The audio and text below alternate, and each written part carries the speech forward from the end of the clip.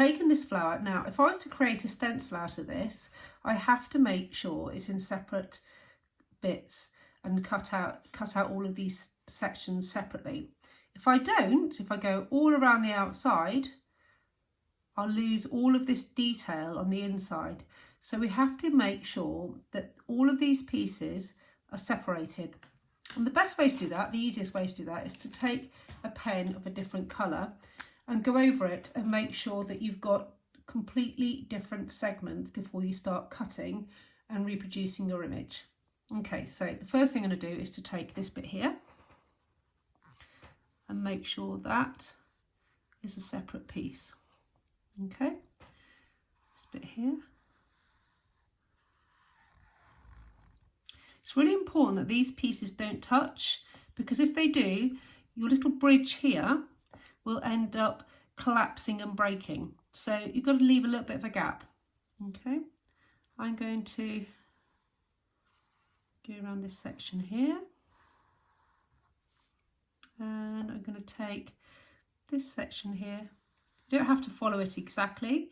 Don't forget, this is your own piece of work in response to another artist. So how you do it's up to you. This is just to show you the stenciling process and how important it is to do separate sections. Okay, I'm going to do that one as well. And this one here.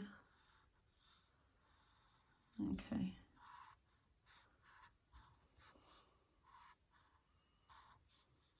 Do that one there, that one there, like that, and a small one there. Okay, so what I've done, I've managed to separate all those pieces together.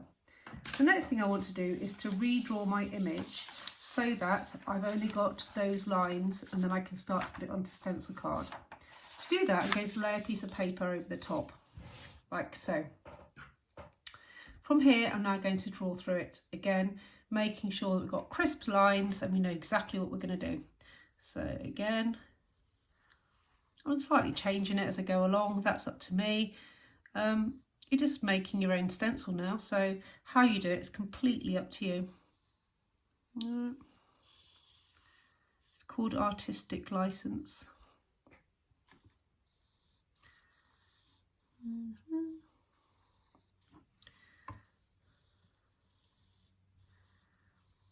All I want to do is to make a really nice stencil of a flower that's inspired by the work of Fairy Shepherd, but isn't a direct copy. All right, if that makes sense. And when you do this, you don't want to make it too intricate because you're making a pattern, so you're going to be cutting out a few times.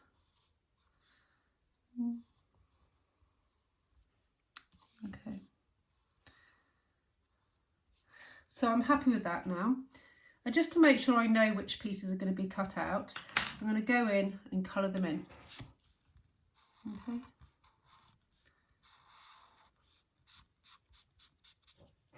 That's the next stage. I'm actually going to put another piece in here.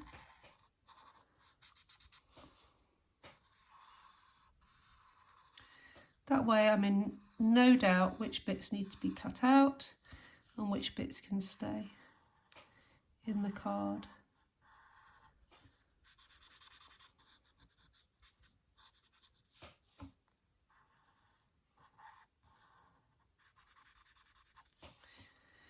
The colouring in isn't that important at this stage, it's just to give you an indication of what needs to be cut out and what doesn't, so don't take too long doing beautiful colouring in, no need.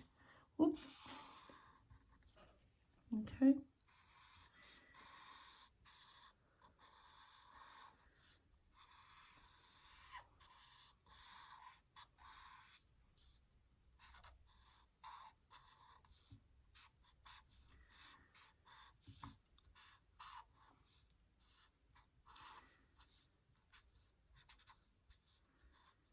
Okay. Now what I'm going to do is I'm going to stick that onto a piece of stencil card using a Pritt stick. I haven't got one here, so I'm just going to place it over the top like that, holding it in place. and I'm actually going to tape down the sides.